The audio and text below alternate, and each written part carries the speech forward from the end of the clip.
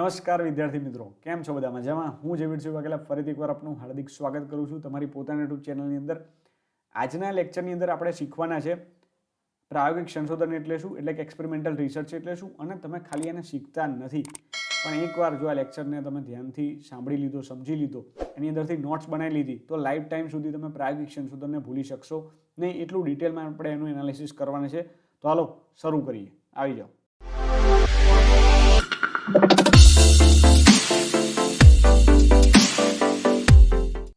પ્રાયોગિક સંશોધનને સમજતા પહેલાં, એટલે કે જેને આપણે એક્સપેરિમેન્ટલ રિસર્ચ કહીએ છીએ, એને સમજતા પહેલાં તમારે એક્સપ્લેનેટરી રિસર્ચને સમજવું જરૂરી છે. જે વિદ્યાર્થી મિત્રોએ એ લેક્ચર નથી જોયો, ઉપર આપેલા આઈ બટન ઉપર ક્લિક કરીને લેક્ચરને જોઈ આવશે. કેમ? કારણ કે જે એક્સપ્લેનેટરી રિસર્ચ છે એનું એક્સટેન્ડેડ વર્ઝન છે આ એક્સપેરિમેન્ટલ રિસર્ચ. હવે છતાં પણ તમને ઉપરથી માહિતી આપી દઉં કે એક્સપ્લેનેટરી રિસર્ચમાં શું આવે છે કે અહીંયા આગળ કોઈ ઘટના જે બની હોય એનું એક્સપ્લેનેશન આપવામાં આવે છે કે આવું કેમ બન્યું, તમારો વાય ક્લિયર કરવામાં આવે છે. એટલા માટે શું કહે છે ને, એક્સપ્લેન કરે છે, એટલા માટે એને એક્સપ્લેનેટરી રિસર્ચ કહીએ છીએ આપણે. અને એ કારણ અને અસરનો સંબંધ છે એવું દર્શાવે છે. પણ સૌથી મોટો ડિફરન્સ એક્સપ્લેનેટરી અને એક્સપેરિમેન્ટલ રિસર્ચ વચ્ચે એ છે કે એક્સપેરિમેન્ટલ રિસર્ચની અંદર કે પ્રાયોગિક સંશોધનની અંદર તમે સ્વતંત્ર ચલની અંદર ફેરફાર કરો છો, એને માવજત આપો છો, એની અંદર ચેન્જ લાવો છો, મોડિફિકેશન લાવો છો, એનું મેન્યુપ્યુલેશન કરો છો. પણ જે એક્સપ્લેનેટરી રિસર્ચ છે, જે કોઝલ રિસર્ચ છે, એ ખાલી કોઝ અને ઇફેક્ટનો જે સંબંધ છે દર્શાવી દે છે કે ભાઈ આવો સંબંધ છે કે જે બીડી પીવે છે એ વ્યક્તિઓને કેન્સર થવાની સંભાવના છે.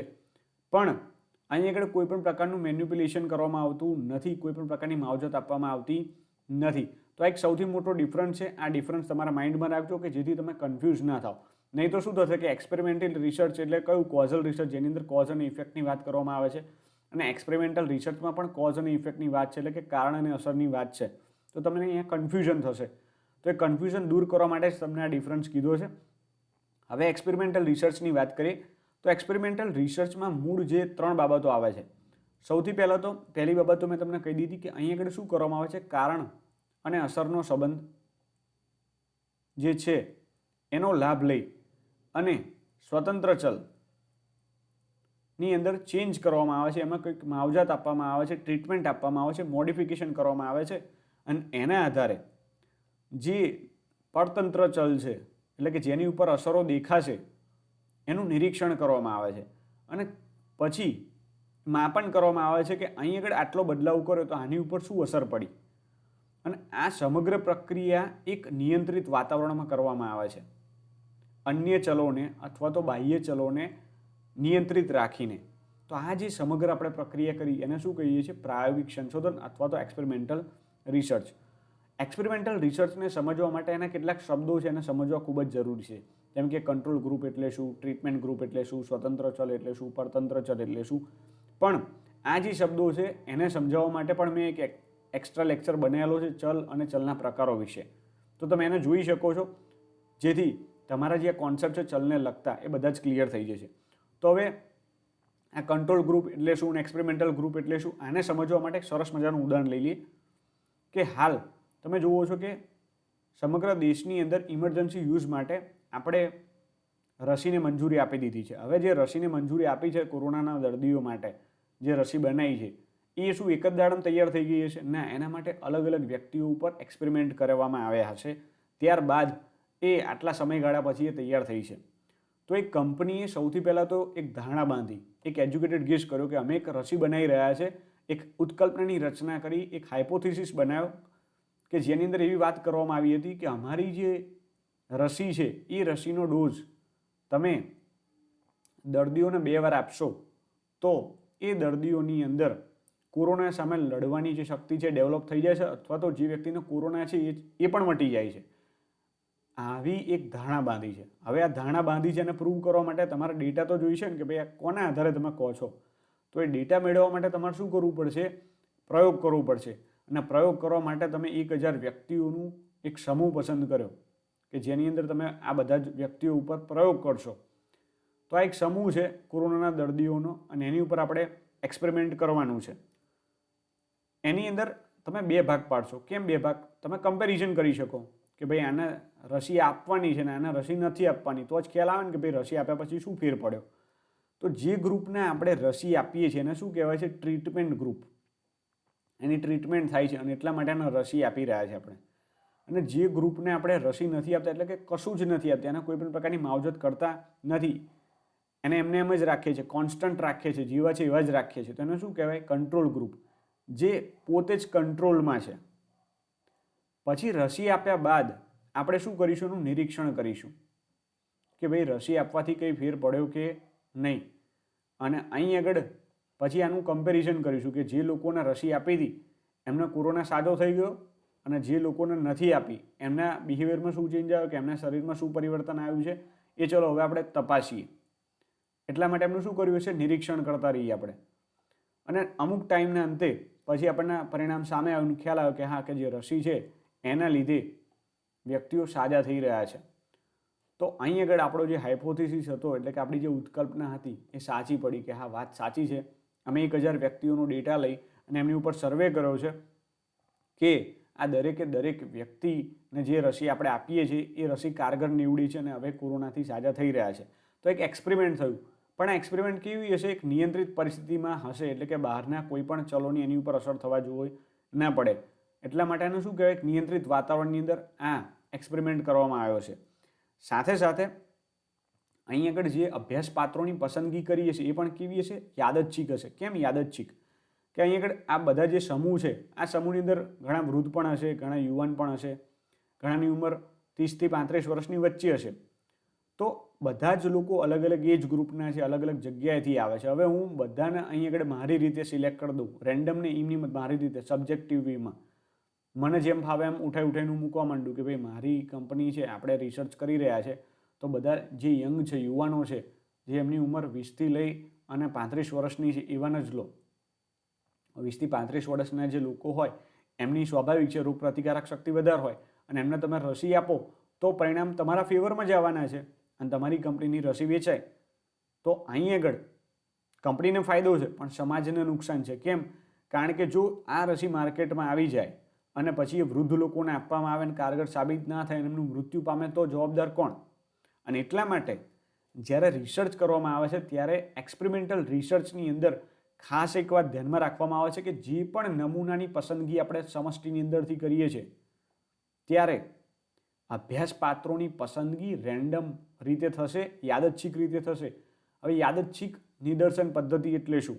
કે યાદચ્છિક રીતે નિદર્શનને પસંદ કરવું એટલે શું? તો એ સમજવું હોય તો પણ ઉપર આપણે આ બટન ઉપર ક્લિક કરી અને તમે જોઈ શકો છો બંને નિદર્શન પદ્ધતિઓ ડિટેલમાં સમજાયેલી છે. ટૂંકમાં યાદચ્છિક એટલે દરેકે દરેક વ્યક્તિને ઇક્વલ ચાન્સ મળે છે ગ્રુપની અંદર, જૂથની અંદર સિલેક્ટ થવા માટે. તો આ રેન્ડમનો મિનિંગ છે. તો આઈ હોપ કે તમને આ એક બેઝિક આઈડિયા આવી ગયો છે એક્સપેરિમેન્ટલ રિસર્ચનો. હવે એને આપણે ડિટેલમાં તો પણ સમજીએ કે સૌથી પહેલાં તો આપણે શું જોયું કે કંટ્રોલ ગ્રુપ એટલે શું? કે જેને આપણે માવજત આપીએ છીએ, જેને માવજત આપવામાં આવતી નથી, કંટ્રોલ છે પોતાની અંદર જ તે. અને એક્સપેરિમેન્ટલ ગ્રુપ એટલે એવું ગ્રુપ કે જેને આપણે માવજત આપીએ છીએ, જેને આપણે શું આપ્યું? રસી આપી. તો એને શું કહેવાય? Experimental group. હવે આવા બે ગ્રુપ ઊભું કરવાનું કારણ પણ મેં તમને જણાવ્યું કે તમે એકવાર રસી એક ગ્રુપને આપો અને એક ગ્રુપને ના આપો તો એનું કમ્પેરિઝન કરવા માટે, એની તુલના કરવા માટે બે અલગ અલગ ગ્રુપોની રચના કરવામાં આવે છે. હવે સમજીએ ઇન્ડિપેન્ડન્ટ વેરિયેબલ એટલે શું અને ડિપેન્ડન્ટ વેરિયેબલ એટલે શું, એટલે કે પરતંત્ર ચલ અને સ્વતંત્ર ચલ. અહીં આગળ આ ચલો વિશે પણ માહિતી ડિટેલમાં આપેલી છે, ઉપર આપેલી લિંક ઉપરથી તમે એને જોઈ આવજો. પછી ઓબ્ઝર્વેશન અને મેન્યુપ્યુલેશન ઓફ ઇન્ડિપેન્ડન્ટ વેરિયેબલ, આ ચારે ચાર ટર્મને આપણે સમજીએ. એના માટે પણ એક ઉદાહરણ છે કે સપોઝ કે હાલ તમે જોઈ રહ્યા છો કે આપણી જે શિક્ષણ પદ્ધતિ છે એની અંદર ધરખમ ફેરફાર આવી રહ્યા છે. પહેલાં આપણે શેનાથી ભણાવતા હતા? ચોક અને ટોકથી ભણાવતા હતા, હજુ પણ ભણાવીએ જ છે. પણ હાલની જે પરિસ્થિતિ છે એની અંદર આપણે ઓનલાઈન એજ્યુકેશન આપી રહ્યા છે, એટલે કે પીપીટીથી ભણાવી રહ્યા છે, પછી ગ્રુપ ડિસ્કશનથી ભણાવી રહ્યા છે, પ્રોજેક્ટ મેથડથી ભણાવી રહ્યા છે. તો અલગ અલગ રીતો જે આધુનિક વેની અંદર આપણે ટીચિંગ આપીએ છીએ એના ઉપરથી વિદ્યાર્થીઓ ઉપર શું ફેર પડી રહ્યો છે એના માટે આપણે રિસર્ચ કરવાની ઈચ્છા થઈ. તો આપણે શું કર્યું કે એક રિસર્ચ કર્યું. એક સ્કૂલની અંદર ધોરણ 9ની અંદર 2 વર્ગ લીધા.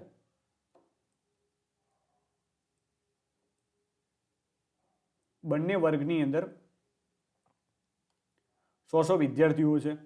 દરેકે દરેક વિદ્યાર્થી છે એની બુદ્ધિ ક્ષમતા, એની ઉંમર અને ગ્રામ્ય વિસ્તારમાંથી જ આવે છે, એટલે કે એની અંદર સમાનતા છે આ બાબતે. કોઈ એવું નથી, બુદ્ધિ ક્ષમતામાં ઉપર નીચે હોઈ શકે છે, ઘણા હોશિયાર હોય, ઘણા ઠોઠ હોય, ઘણા મધ્યમ હોય. તો આમાં પણ એવું જ હશે, એટલે વાંધો આવશે નહીં. બંનેમાં થોડી થોડી સમાનતા છે. હવે આપણે શું કરશું કે એક જે ક્લાસ છે એને આપણે કહીશું કે તમે હવે જૂની મેથડથી ભણાવો, અને એક ક્લાસને આપણે કહીશું કે તમે નવી મેથડથી ભણાવો. તો જે જૂની મેથડથી, એ તો પહેલાંય ભણાવતા હતા તે, તો અહીં આગળ આપણે કોઈ પણ પ્રકારની માવજત આપી નથી. તો આ ગ્રુપને કયું ગ્રુપ કહેવાય? જે ગ્રુપને આપણે કોઈ પણ પ્રકારની માવજત આપતા નથી એને કહેવાય છે કંટ્રોલ ગ્રુપ. અને જેને આપણે નવી મેથડથી ટીચિંગ આપી રહ્યા છે, જેને માવજત આપી રહ્યા છે, એ કયું ગ્રુપ છે? એ છે એક્સપેરિમેન્ટલ ગ્રુપ અથવા તો ટ્રીટમેન્ટ ગ્રુપ. હવે સ્વતંત્ર ચલ એટલે શું? તો કે જે ચલને આપણે બદલી શકીએ એના માટે સ્વતંત્ર છે, જેની અંદર ચેન્જ લાવી શકીએ, એ કયો છે? સ્વતંત્ર ચલ. જેમ કે આધુનિક પદ્ધતિઓ, અહીં પહેલાં જૂની પદ્ધતિ હતી ટીચિંગની, તો એની જગ્યાએ હવે પદ્ધતિ બદલીને કઈ કરી? નવી કરી, એટલે કે એની અંદર થોડો ચેન્જ લાયા. તો સ્વતંત્ર ચલ એટલે એવો ચલ કે જેને બદલી શકાય, અને એની અંદર જે પરિવર્તનો કરીએ એની અસરો જેની ઉપર માપીએ છીએ એ કયો છે? પરતંત્ર ચલ છે, એટલે કે ડિપેન્ડન્ટ વેરિયેબલ. ઇન્ડિપેન્ડન્ટ એટલે ખુદમાં જ સ્વતંત્ર છે, અને આગળ ડિપેન્ડન્ટ વેરિયેબલ એટલે કે એવો ચલ કે જે પરતંત્ર છે, જેની ઉપર અસર થાય છે. કોની? ઇન્ડિપેન્ડન્ટ વેરિયેબલની. તો તમે જ્યારે આધુનિક શિક્ષણ પદ્ધતિની અંદર જે બંને ક્લાસ છે એ બંને ક્લાસની અંદર ટીચિંગ કરશો અને એના પરિણામે 6 મહિના પછી પરીક્ષા લેશો,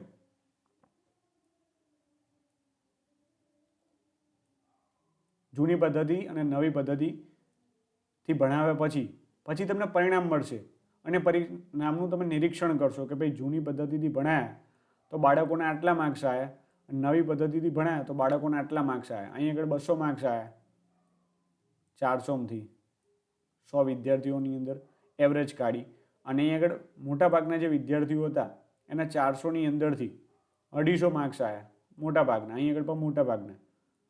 તો અહીં આગળ એવું કહી શકાય કે જૂની પદ્ધતિ કરતાં નવી પદ્ધતિ સારી છે. તો આ પણ આપણે શું કર્યું? એક પ્રાયોગિક સંશોધન પણ કરેલું છે, પ્રાયોગિક સંશોધન કર્યું કહેવાય. તો ટૂંકમાં પ્રાયોગિક સંશોધન એટલે શું? કે જ્યાં આગળ એક સ્વતંત્ર ચલ હોય છે, એક પરતંત્ર ચલ હોય છે. સ્વતંત્ર ચલને નિયંત્રિત પરિસ્થિતિની અંદર અન્ય એટલે કે બાહ્ય પરિબળો એને અસર ના કરે. જેમ કે અહીં આગળ જે બાળકોની ઉંમર છે એ અલગ અલગ ના હોવી જોઈએ, બધા સેમ ઉંમરના હોવા જોઈએ, બધા અલગ અલગ વિસ્તારના ના હોવા જોઈએ. કોઈ શહેરમાં હોય, કોઈ ગામડામાં હોય, એવું ના હોવું જોઈએ. જો ગામડાના વિદ્યાર્થીઓ છે એ શહેરના વિદ્યાર્થીઓ કરતાં થોડા નબળા છે, એમને થોડી વધારે જાણકારી છે, તો પછી જે અહીં આગળ આપણે ચેન્જ કરીએ એની ઉપર અહીં જે રિઝલ્ટ જોવા મળે એ કંઈક અલગ આવે અને આપણને બીજી દિશામાં લઈ જાય, ખોટી દિશામાં લઈ જવાની સંભાવના છે. જેમ આપણે હમણાં જોયું ને કે રસીની અંદર જો યંગ જે દર્દીઓ છે એની ઉપર જ એક્સપેરિમેન્ટ કરવામાં આવે તો એના પરિણામો હકારાત્મક જ આવવાના છે. તો શું કરવું પડે કે જે યંગ છે એને લેવા પડે, જે વૃદ્ધ છે એને લેવા પડે, દરેક પ્રકારના વ્યક્તિઓને લઈને પછી ચેક કરવું પડે તો ખબર પડે. તો જે વિદ્યાર્થીઓ છે એની ઉંમર કેવી હોવી જોઈએ? સમાન હોવી જોઈએ. સાથે સાથે એનો વિસ્તાર પણ ગ્રામ્ય વિસ્તાર જ બધાનો હોવો જોઈએ. અને પછી તમે જો અહીં આગળ ચેન્જ કરો અને પછી અહીં આગળ એની અસરો જુઓ તો તમને ખ્યાલ આવે કે ખરેખરમાં શું થયું છે.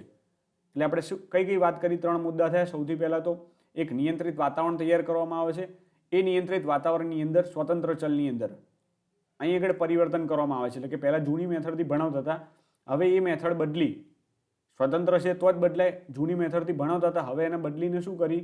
નવી મેથડ કરી.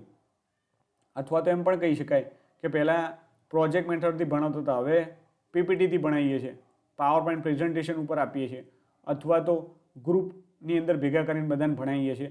તો આવી રીતે અલગ અલગ રીતે તમે ટીચિંગ મેથડને બદલી શકો છો. કેમ? કારણ કે સ્વતંત્ર ચલ છે, અને એના જે મેથડ બદલીએ છીએ એનાથી વિદ્યાર્થીઓ ઉપર શું અસર જન્માઈ રહ્યા છે એને આપણે ચકાસીએ છીએ, અને પછી એના રિઝલ્ટનું માપન કરીએ છીએ કે ભાઈ આ પ્રોજેક્ટ મેથડથી સાહેબ ભણાવતા હતા ત્યારે આટલા માર્ક્સ આવતા હતા, પીપીટીથી ભણાવવાનું ચાલુ કર્યું પછી આટલા માર્ક્સ આવે છે, ગ્રુપ સ્ટડીઝથી ભણાવવાનું ચાલુ કર્યું તો આટલા માર્ક્સ આવે છે, અને પછી આપણે નિષ્કર્ષ ઉપર આવ્યા છે કે ભાઈ આ મેથડ બેસ્ટ છે કે જેની અંદર સારા માર્ક્સ આવે છે કે વિદ્યાર્થીઓને સારી સમજણ પડે છે. તો આ એક બેઝિક ડિટેલ હતી એક્સપેરિમેન્ટલ રિસર્ચની એકદમ પ્રેક્ટિકલ વેમાં. હવે આપણે એની જે થિયોરિટિકલ આસ્પેક્ટ છે કે જે ચોપડીની જે ભાષા છે એ પ્રમાણે એને સમજી લઈએ કે experimental research is a systematic, step by step કરવામાં આવે છે અને એક સાયન્ટિફિક એપ્રોચ છે. સાયન્ટિફિક એપ્રોચ જ શું માગે? પુરાવા માગે. સાયન્સ હંમેશા પુરાવા માગે. તો અહીં આગળ પણ પુરાવા આપવામાં આવે છે, હાઇપોથિસિસને ટેસ્ટ કરવામાં આવે છે કે તમે ભાઈ કીધું હતું કે આ કોરોનાના દર્દીઓ છે આ રસીથી સાજા થઈ જાય છે તો અમને પુરાવા આપો. તો પુરાવા આપવા માટે જ આપણે શું કર્યું? 1000 વ્યક્તિઓ ઉપર ટેસ્ટ કર્યો અને 1000 વ્યક્તિઓ ઉપર ટેસ્ટ કરો ત્યારબાદ આપણી સામે રિઝલ્ટ આવ્યું કે 95% જે વ્યક્તિઓ છે એ સાજા થઈ જાય છે. તો એટલા માટે આ પુરાવો છે. To in which the researcher manipulate one or more variables. આપણે મેન્યુપ્યુલેટ કર્યું ને સ્વતંત્ર ચલને. પહેલાં જૂની મેથડથી ભણાવતા હતા, હવે શું કરીએ? નવી મેથડથી ભણાવવાનું ચાલુ કર્યું. તો ચલની અંદર ફેરફાર કર્યો, અથવા તો પહેલાં પીપીટીથી ભણાવતા હતા, હવે શેનથી ભણાવીએ છીએ? હવે પ્રોજેક્ટથી ભણાવીએ છીએ, અથવા તો બધાને ભેગા કરીને ભણાવીએ છીએ, ગ્રુપ સ્ટડીઝ કરાવીએ છીએ. તો મેન્યુપ્યુલેશન કર્યું. અથવા તો એમ પણ કહી શકાય કે પહેલાં 2 કલાક ભણાવતા હતા, હવે 4 કલાક ભણાવીએ છીએ. એટલે સ્વતંત્ર ચલમાં કોઈ પણ પ્રકારનો ફેરફાર કર્યો અને એના દ્વારા મેઝર એની change in other variable. Other એટલે કયા? ડિપેન્ડન્ટ વેરિયેબલ, પરતંત્ર ચલ. બાળકો ઉપર એની અસર જોવામાં આવી કે એમના પરિણામમાં શું કહે હકારાત્મક ફેરફાર આવ્યો કે નહીં. હવે એને ગુજરાતીમાં સમજી લઈએ કે અન્ય ચલો અને બાહ્ય પરિબળોને નિયંત્રિત કરીને ચોક્કસ પરિસ્થિતિનું નિર્માણ કરીને સ્વતંત્ર ચલ કે ચલોની પરતંત્ર ચલ પર થતી અસર તપાસવા માટે જે સંશોધન કરવામાં આવે છે તેને પ્રાયોગિક સંશોધન તરીકે ઓળખવામાં આવે છે. આપણે હમણાં જે વાત કરી એ જ વાત છે. હવે અહીં આગળ એ સમજવાની ખાસ જરૂર છે તમારે કે નિયંત્રિત વાતાવરણ એટલે શું અથવા તો નિયંત્રિત પરિસ્થિતિ એટલે શું. તો હમણાં તમે જોયું કે જે બાળકો છે એ બાળકોની ઉંમર સરખી હોવી જોઈએ. આવું કેમ કીધું? કારણ કે જ્યારે આપણે એક્સપેરિમેન્ટ કરીએ છીએ ત્યારે અહીં આગળ આપણે પરિસ્થિતિની અંદર ચેન્જ લાયા, ઇન્ડિપેન્ડન્ટ વેરિયેબલની અંદર ચેન્જ લાયા કે ભાઈ પહેલાં પીપીટીથી ભણતા હતા, હવે બાળકોને ચોકથી ભણાવો, જૂની મેથડથી ભણાવો. તો જે વિદ્યાર્થી મિત્રોની ઉંમર મોટી છે, જે મોટી કક્ષાના છે, એમને આ વસ્તુ નહીં ગમે કે સાહેબ ચોક કરતાં પીપીટીથી ભણાવતા હતા ને મજા આવતી હતું. પણ જે નાની કક્ષાના બાળકો છે એમને એ શું કહેશે? એ કહેશે સાહેબ ચોકથી મજા આવે છે. એટલે દરેક ઉંમરના વ્યક્તિઓ ઉપર આની અસર અલગ જોવા મળી. તો આપણે કોઈ ચોક્કસ રિઝલ્ટ ઉપર આવી શકીશું નહીં. અને એટલા માટે આપણે શું કરીએ છીએ? આપણે એ પરિસ્થિતિને નિયંત્રિત કરી લઈએ છીએ. તો આપણે શું કરીશું કે સ્વતંત્ર ચલ છે અને પરતંત્ર ચલ છે. તો અહીં આગળ જે આપણે રિઝલ્ટ જોવાનું છે, કોની ઉંમર જોવાની છે? જે વિદ્યાર્થીઓની ઉંમર છે અથવા તો જેનું રિઝલ્ટ જોવાની છે એની ઉંમર કેવી હોય? બધાની સરખી ઉંમર હોવી જોઈએ. એટલે કે બધાની ઉંમર કેવી હોવી જોઈએ? 18 વર્ષની જ હોવી જોઈએ અથવા 18 થી 20 વર્ષની જ હોવી જોઈએ. એનાથી કોઈ ઉપર ના હોવું જોઈએ, એનાથી કોઈ નીચે ના હોવું જોઈએ. તો અહીં આગળ શું કર્યું? આપણે ઉંમરને નિયંત્રિત કરી દીધી, એને કંટ્રોલ કરી લીધી. તો આને કંટ્રોલ વેરિયેબલ પણ કહેવાય છે અથવા તો કોન્સ્ટન્ટ વેરિયેબલ પણ કહીએ છીએ આપણે. અહીં નિયંત્રિત વાતાવરણને નિયંત્રિત કરવું એટલે સ્વતંત્ર ચલ સિવાયના અન્ય એવા ચલો અને બાહ્ય પરિબળો કે જે પરતંત્ર ચલ પર અસર પાડી શકે છે, જે બીજા પરિબળો હોય કે જે અસર જન્માવી શકે એને આપણે કંટ્રોલ કરી લઈએ છીએ. એની ઉંમર છે, એની પરિસ્થિતિ છે. હવે બીજા કયા પરિબળો હોય? તો કે ગ્રામ્ય વિસ્તારમાંથી આવે છે એ ઓછું જાણકાર હોય એઝ કમ્પેર ટુ શહેરી વિસ્તાર કરતાં. તો હવે આપણે શું કર્યું કે આ પરિસ્થિતિને નિવારવા શું કરવું જોઈએ?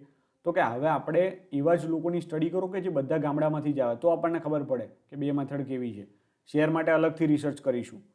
તો આપણે આ પરિસ્થિતિને શું કરી? નિયંત્રિત કરી દીધી કહેવાય. નહીં તો શું થાય? આ ઇન્ડિપેન્ડન્ટ વેરિયેબલ, આ ડિપેન્ડન્ટ વેરિયેબલ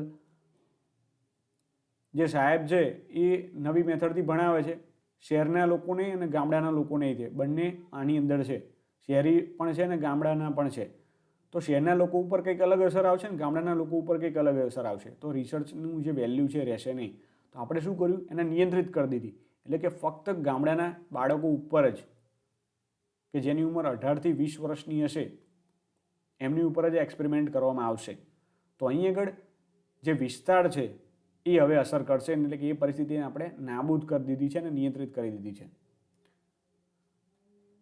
પ્રાયોગિક સંશોધનના અગત્યના ઘટકોની અંદર સૌથી પહેલાં આવે છે અપ્રાસંગિક નિયંત્રણ, અપ્રાસંગિક ચલો એટલે એક્સ્ટ્રાનોસ વેરિયેબલ, એટલે કે જે વેરિયેબલ એક્સ્ટ્રા છે કે જે ડિપેન્ડન્ટ વેરિયેબલ ઉપર અસર કરી શકે છે. આપણે હમણાં જોયું ને કે એના જે વિસ્તાર, ગ્રામ્ય વિસ્તાર કે શહેરી વિસ્તાર છે એ પરિબળ અસર કરી શકે છે, અથવા તો એની ઉંમર અસર કરી શકે છે, અથવા તો એનું વજન અસર કરી શકે છે.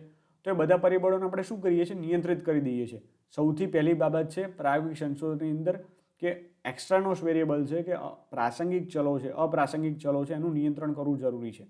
પછી આપણે શું કરીએ છીએ? નિયંત્રિત કરી લીધું પછી એ નિયંત્રિત વાતાવરણની અંદર આપણે આઈવીની અંદર એટલે કે સ્વતંત્ર ચલની અંદર ચેન્જ લાવીએ છીએ અને ટ્રીટમેન્ટ આપીએ છીએ, એની માવજત કરીએ છીએ. એટલે એને શું કહેવાય છે? સ્વતંત્ર ચલનું પરિચાલન અથવા તો મેન્યુપ્યુલેશન ઓફ ઇન્ડિપેન્ડન્ટ વેરિયેબલ. આપણે હમણાં 2 કલાક ભણાવતા હતા, હવે શું કરીશું? 4 કલાક ભણાવીશું. એટલે કે એની અંદર ચેન્જ લાયા. અને પછી એ ચેન્જ કેવો આવ્યો બાળકો ઉપર, આ કારણ છે. અને અહીં આગળ અસર શું જોવા મળી પરતંત્ર ચલ ઉપર, એ હવે આપણે એનું શું કરીશું? માપન કરીશું કે પહેલાં 2 કલાક ભણાવતા હતા ત્યારે 60 આવતા હતા, હવે 4 કલાક ભણ્યા તો હવે કેટલા આવે છે? તો કે 80 આવે છે. તો કે ના, વાત સાચી, વધુ ભણાવો સાહેબ. તો આ એક નિષ્કર્ષ ઉપર આવ્યા. હવે આપણે ઘણીવાર જલ્દીથી નિષ્કર્ષ ઉપર આવી જતા નથી અને એટલા માટે શું કરવું પડે છે? પ્રયોગોનું પુનરાવર્તન કરવું પડે છે. જેમ કોરોનાની રસી હાલ જે આવી છે એ કોના માટે છે? કે જેમની ઉંમર 12 વર્ષથી મોટી છે એવા વ્યક્તિઓ માટે જ છે. જે વ્યક્તિઓ વૃદ્ધ છે એવા વ્યક્તિઓ માટે જ છે, પણ જેની ઉંમર 12 વર્ષથી નીચે છે એવા વ્યક્તિઓ માટે આ રસી નથી. તમે પેપરમાં વાંચ્યું હશે, તમને ખબર હશે.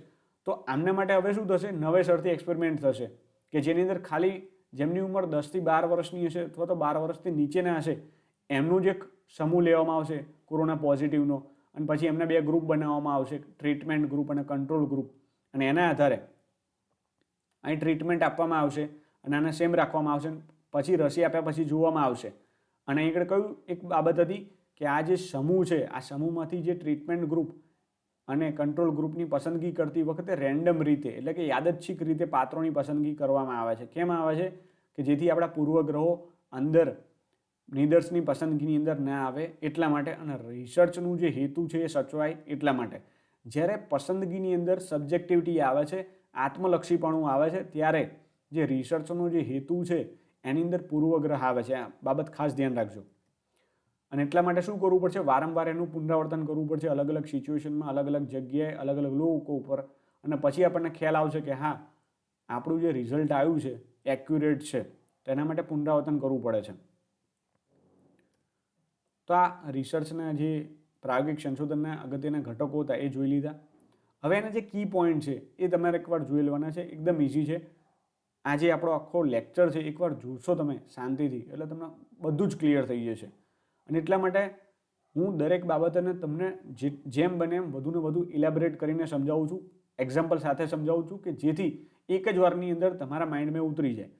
અહીં શું કહે છે? Conduct in a control environment, નિયંત્રિત પરિસ્થિતિની અંદર આને કન્ડક્ટ કરવામાં આવે છે. કોને? રિસર્ચને. સૌથી પહેલાં આની અંદર 3 બાબત છે કે જ્યારે એક્સપેરિમેન્ટલ રિસર્ચ કરવું હોય અથવા તો પ્રાયોગિક સંશોધન કરવું હોય તો સૌથી પહેલાં શું કરવાની છે? એક નિયંત્રિત પરિસ્થિતિની રચના કરવાની છે જેની અંદર અન્ય ચલો કે બાહ્ય ચલો, સ્વતંત્ર ચલ અને પરતંત્ર ચલ ઉપર અસર ઉપજાવી ના શકે. કેમ? નહીં તો આપણને ખબર જ નહીં પડે કે કોણ કોને અસર કરે છે. આ આગળ પરિવર્તન કર્યું નથી અને છતાં પણ આની ઉપર કંઈક અસર જોવા મળી, એટલે એનો મિનિંગ શું? કે કોઈ ત્રીજો વેરિયેબલ, કોઈ ત્રીજો ચલ છે જે આની ઉપર અસર જન્માવે છે. તો એવું ના થાય એટલા માટે પહેલેથી નિયંત્રણ કરી લો. નિયંત્રિત કરી લીધા પછી શું કરવાનું છે? મેન્યુપ્યુલેશન કરવાનું છે, એટલે કે એને માવજત આપવાની છે, એની અંદર ચેન્જ લાવવાનો છે અહીં આગળ. અને અહીં આગળ ચેન્જ આવશે સ્વતંત્ર ચલની અંદર, અને પછી એની અસરો ક્યાં ઓબ્ઝર્વ કરવાની છે? નિયંત્રિત પરતંત્ર ચલ ઉપર, ડિપેન્ડન્ટ વેરિયેબલ ઉપર આપણે એનું શું કરવાનું છે? એની જે અસરો આવી છે એને ઓબ્ઝર્વ કરવાની છે, એનું નિરીક્ષણ કરવાનું છે. કઈ રીતે? સૌથી પહેલાં કંટ્રોલ એન્વાયરમેન્ટ હોય છે, બધા જ વેરિયેબલને કોન્સ્ટન્ટ રાખવાના છે, એટલે કે એની અંદર કોઈ પણ પ્રકારનો ચેન્જ લાવવાનો નથી, સિવાય કે ઇન્ડિપેન્ડન્ટ વેરિયેબલની અંદર ચેન્જ લાવવાનો છે, બીજા કોઈ જ વેરિયેબલમાં ચેન્જ લાવવાનો નથી. Effect of ડીવી observed on manipulation in આઈવી. ડીવી એટલે કે જે તમારો ડિપેન્ડન્ટ વેરિયેબલ છે એની અંદર જે ઇફેક્ટ છે એને ઓબ્ઝર્વ કરીશું. ક્યારે? આપણે સ્વતંત્ર ચલની અંદર પરિવર્તન લાવ્યા પછી. આ એપ્રોચ કેવો છે? સિસ્ટમેટિક છે, સાયન્ટિફિક છે, અને આના જે રિઝલ્ટ છે એ એક્સ્ટ્રીમલી સ્પેસિફિક હશે. જે પરિસ્થિતિની અંદર આ સંશોધન કર્યું છે એવી ને એવી પરિસ્થિતિ હશે તો એ ઉપયોગી સાબિત થશે, પણ જો પરિસ્થિતિ બદલાઈ તો આ રિસર્ચ ઉપયોગી સાબિત થશે નહીં. અને એટલા માટે શું કરવામાં આવે છે, એકવાર આ પરિસ્થિતિમાં રિસર્ચ થયા, પછી બીજી વાર બીજી પરિસ્થિતિમાં, ત્રીજી વાર ત્રીજી પરિસ્થિતિમાં. એટલે વારંવાર રિસર્ચ કરવાનું કારણ જ આ છે કે અલગ અલગ પરિસ્થિતિની અંદર જઈને ચેક કરો કે આ રસી કારગર નીવડે છે કે નહીં. જે લોકો પહેલાં જેમની ઉંમર વધુ છે એમની ઉપર ટેસ્ટ કરો, પછી જેમની ઉંમર 50 થી 40ની વચ્ચે છે એમની ઉપર ટેસ્ટ કરો, પછી જેમની ઉંમર નાની છે એમની ઉપર ટેસ્ટ કરો, અને પછી જુઓ કે રિઝલ્ટ પોઝિટિવ મળે છે કે નહીં. અને એટલા માટે શું કહેવાય છે કે એક્સ્ટ્રીમલી સ્પેસિફિક છે. કોઈ ચોક્કસ પરિસ્થિતિની અંદર જ જે રિઝલ્ટ મળ્યા છે, તો સેમ એવી સિચ્યુએશન હોય તો જ આ રિસર્ચના જે પરિણામો છે ઉપયોગી સાબિત થશે, નહીં તો ઉપયોગી સાબિત થશે નહીં. અને એટલા માટે આ રિસર્ચની જે ફાઇન્ડિંગ છે, આનું જે કન્ક્લુઝન આવશે, એને તમે જનરલાઇઝ બધી જ પબ્લિક માટે ઉપયોગ કરી શકતા નથી. ક્યારે કરી શકો? જ્યારે બહુ જ બધા મોટા પાયે તમે વારંવાર સંશોધન કરી લીધું હોય અને પછી તમે એનું જનરલાઇઝેશન કરી શકો. છતાં પણ અમુક અપવાદ તમારે રાખવા પડે છે. જેમ કે હાલ જે રસી આવી છે એની અંદર અપવાદ શું છે કે 12 વર્ષથી નીચેના બાળકો માટે, 12 કે 12થી નીચેની ઉંમરના બાળકો માટે આ રસી નથી. તો એક અપવાદ છે. આવી રીતે આપણે પ્રાયોગિક સંશોધન કરીએ છીએ.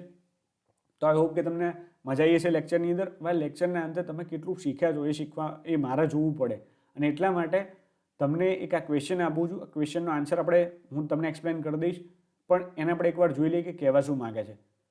The conclusion or finding of which type of research, એટલે કે જે સંશોધન આપણે કરીએ છીએ એ સંશોધનની ફાઇન્ડિંગ કયા ટાઈપના રિસર્ચની અંદર cannot B generalise to other situation, કે એનું સામાન્યકરણ અલગ સિચ્યુએશનની અંદર કરી શકાતું નથી. કઈ ટાઈપના રિસર્ચની જે ફાઇન્ડિંગ્સ આવે છે, જે કન્ક્લુઝન આવે છે, એનું સામાન્યકરણ બીજી પરિસ્થિતિની અંદર કરી શકાતું નથી. આપણે હમણાં જ જોયો અને આન્સર કયો હતો? Experimental research. આ ક્વેશ્ચન જૂન 2015માં પૂછાયેલો છે. એટલે જે પ્રીવિયસ યર્સના ક્વેશ્ચન છે એ પણ તમારી સાથે સાથે થઈ રહ્યા છે. લેક્ચરને ગમતો હોય, તમને લાગતું હોય કે આપણા નોલેજમાં કંઈક ઇન્હેન્સમેન્ટ આવે છે, નોલેજમાં વધારો થઈ રહ્યો છે, તો લેક્ચરને લાઇક કરો, શેર કરો, સબસ્ક્રાઇબ કરો, કોમેન્ટ કરો. આ લેક્ચરની PDF તમને મળશે આપણા જ્ઞાનશક્તિ ટેલિગ્રામ ગ્રુપ ઉપરથી. ગ્રુપની અંદર જોઈન થવું હોય તો થઈ શકો છો. આની અંદર કોઈ પણ પ્રકારના ચાર્જિસ છે નહીં, પ્રીમિયમ છે ભાઈ. અને છેલ્લે લાસ્ટમાં કે મને પર્સનલી ફોલો કરો તો મારું ઇન્સ્ટાગ્રામ એકાઉન્ટ છે. મળીએ નેક્સ્ટ લેક્ચરમાં. ત્યાં સુધી તમે તમારું અને તમારા ફેમિલી મેમ્બરનું ધ્યાન રાખજો. એકબીજાને હેલ્પ કરતા રહો. આવજો, મળીએ. જય હિન્દ, વંદે માતરમ.